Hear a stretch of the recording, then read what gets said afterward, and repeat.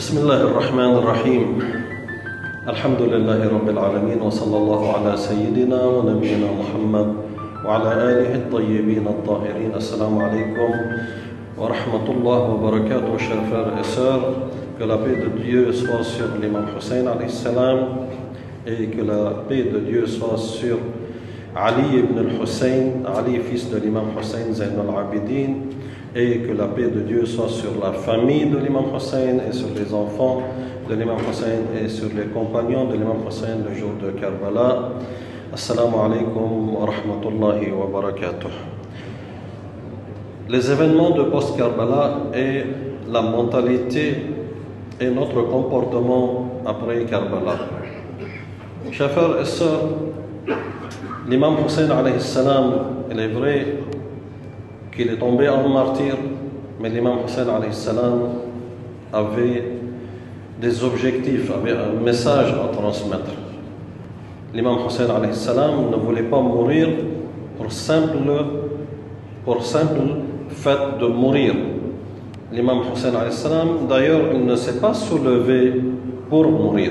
C'est vrai qu'il a été tombé en martyr, mais il est tombé en martyr dans le chemin et le sentier pour accomplir le message de son grand-père, le prophète Muhammad sallallahu alayhi wa sallam. D'ailleurs, quand il est sorti de Médine qui est la ville du prophète, la ville sainte du prophète, quand il est sorti, il l'a dit et il a annoncé: Inni lam akhruj ashiran wala batiran wala zaliman wala mufsida. Je ne suis pas sorti, je ne me suis pas soulevé en tant qu'injuste ou qu'un être corrompu, mais je suis sorti pour appliquer la tradition de mon grand-père, le prophète Mohammed, et de mon père Ali ibn Abi Talib alayhi salam. Donc, l'imam Hussein alayhi salam voulait transmettre un message. Il est sorti pour la réforme, il est sorti pour l'islam le vrai, l'islam le véridique. Mais quand il est arrivé à Karbala et quand il est tombé en martyr, les gens l'ont trahi, les gens de Koufa. Comme je l'avais dit la fois passée, je pense qu'il avait envoyé un ambassadeur qui est son cousin germain Muslim ibn Aqil, son cousin germain qui était venu à la ville de Koufa, là où il devait avoir des assistants de l'imam Hussein alayhi salam, des révolutionnaires qui refusaient l'injustice de Yazid. Mais l'imam Hussein alayhi salam, après que son cousin Muslim ibn Aqil lui avait envoyé un message en mentionnant dans ce message qu'il y avait 18 000 soldats qui étaient prêts à défendre l'imam Hussein alayhi salam, et après quelques jours seulement, il n'y avait aucune personne pour assister Muslim ibn Aqil, qui a été décapité et jeté du haut du toit du gouverneur de Koufa. Entre 18 000 hommes et 0 personne, il y a quelque chose de grave qui s'est passé.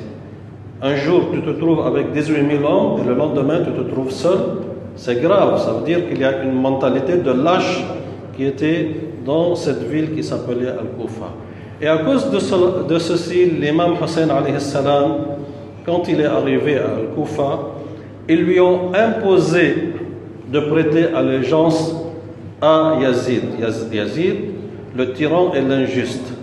L'imam Hussein, ce que je venais de dire en arabe, chers frères et sœurs, l'imam Hussein, on lui a proposé le 9e jour de Ashura, Omar ibn Saad, c'est-à-dire le commandant de l'armée de Yazid, ceux qui ont tué l'imam Hussein, ils lui ont proposé le 9e jour, c'est-à-dire la veille de Ashura, de se rendre à Yazid et de prêter allégeance, c'est-à-dire de se soumettre à Yazid. C'était le crépuscule, c'est-à-dire la nuit commençait à tomber. L'imam Hussein alayhi salam avait refusé et il leur a demandé de le laisser jusqu'au lendemain. de le laisser passer cette nuit jusqu'au lendemain. Il leur a dit qu'il voulait lire le Coran, faire des invocations, et le lendemain, il verra bien sa décision. C'est-à-dire, l'imam Hussein alayhi salam les a repoussés d'une façon intelligente pour que cette bataille ne se déroule pas pendant la nuit. L'objectif, il est sûr et certain et véridique que l'imam Hussein alayhi salam aimait passer la nuit en priant et en lisant le Coran, mais il ne voulait pas que cette bataille et cette injustice se déroulent dans le noir et pendant la nuit et qu'il n'y ait pas de témoins. Il a demandé cette trêve pour que le soleil se lève et les gens témoignent. Donc, l'un des objectifs de Karbala, de l'imam Hussein alayhi salam, de Ashura, est de transmettre le message de l'imam Hussein alayhi salam, de transmettre le message et non de mourir. Parce qu'il y a beaucoup de différences entre quelqu'un qui veut mourir rien que pour mourir et quelqu'un qui veut transmettre un message même s'il doit tomber en martyr. Donc le martyr n'est pas l'objectif, mais il était prêt à se donner en martyr pour sa cause, qui est la cause de son prophète, de son grand-père, le prophète Mohammed sallallahu alayhi wa sallam. Donc il y a beaucoup de différences.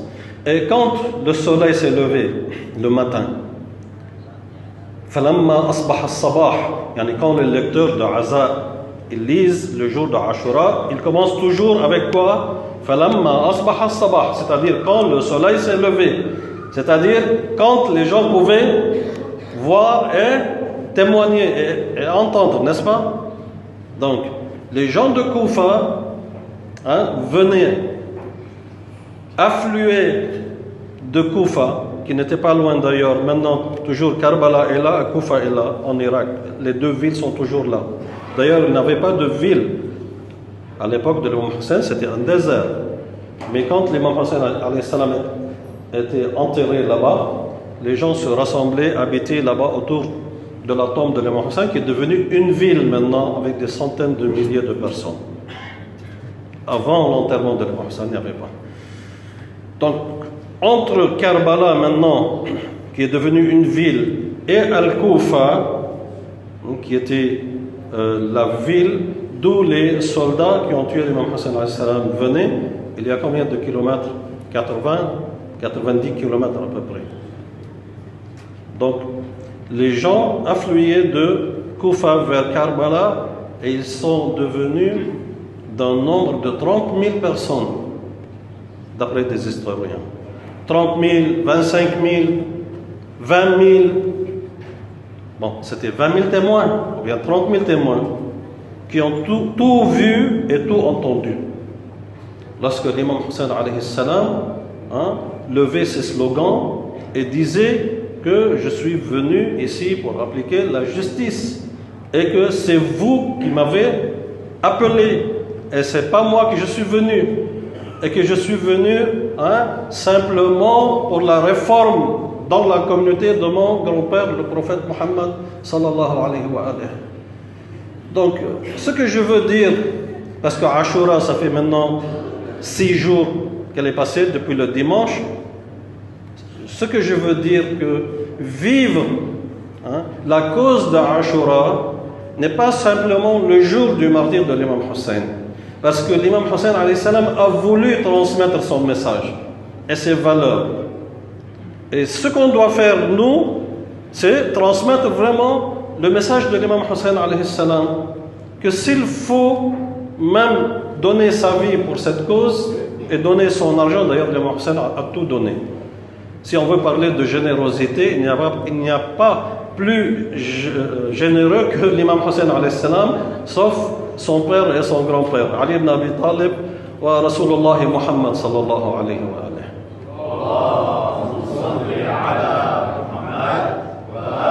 Parce que quelqu'un peut donner son argent, mais ne donne pas sa vie. Il peut donner son argent, sa vie, ne donne pas ses enfants. Il peut donner sa vie, son argent, ses enfants, ne donne pas ses compagnons. Mais l'imam Hussein a tout donné. Même ses filles et ses femmes sont tombées captives. Quelqu'un peut donner une partie de cela, mais pas tout. L'imam Hussein a tout donné pour la cause de Dieu, subhanahu wa ta'ala. Mais il a voulu que ce soit fait sous le soleil clair et que les gens témoignent. D'ailleurs, sa sœur Zainab, alayhi salam, et son fils, l'imam Zayn al-Abidin, c'est eux deux qui ont transmis à Koufa, parce que la caravane a fait Karbala vers Koufa, à peu près 90 km, la caravane des captifs. Et le fils de l'imam Hussein Ali, Zayn al-Abidin, le fils de l'imam Hussein, était captif aussi, parce qu'il était malade. Ils sont venus à Koufa. À Koufa, ils ont transmis le message de l'imam Hussein alayhi salam. Ubaydullah ibn Ziyad, le gouverneur de la Koufa, il les a renvoyés à Damas. À Damas, ça fait des centaines, des milliers de kilomètres. Et là-bas, ils ont transmis le message. Donc, l'imam Hussein alayhi salam, et puis après, ils sont revenus en Médine, c'est-à-dire la vie sainte, là où le prophète sallallahu alayhi wa sallam est enterré. Voilà, tout ce parcours, Zayn al-Abidin et Sayyida Zainab transmettaient le message de Karbala. Donc, Karbala, le martyr de l'imam Hussein, veut dire le martyr d'une part et la transmission du message de l'islam de Ahlul Bayt alayhi salam d'une autre part. Barakallahu fikum, chers frères et sœurs, que Dieu accepte vos actes, incha'Allah. Assalamu ala al-Hussein, wa ala Ali ibn al-Hussein, wa ala awlad al-Hussein, wa ala ashab al-Hussein. Que Dieu vous préserve, chers frères et sœurs, qu'il accepte vos actes, vos adorations, vos prières, qu'il vous préserve et vous garde, vous et votre famille, qu'il préserve le président de la Côte d'Ivoire et la Côte d'Ivoire, le peuple et le territoire et les communautés vivant en Côte d'Ivoire. Alhamdulillahi Rabbil Alamin. Wa sallallahu ala sayyidina wa nabiyyina Muhammad wa ala alihi at-tayyibin at-tahirin.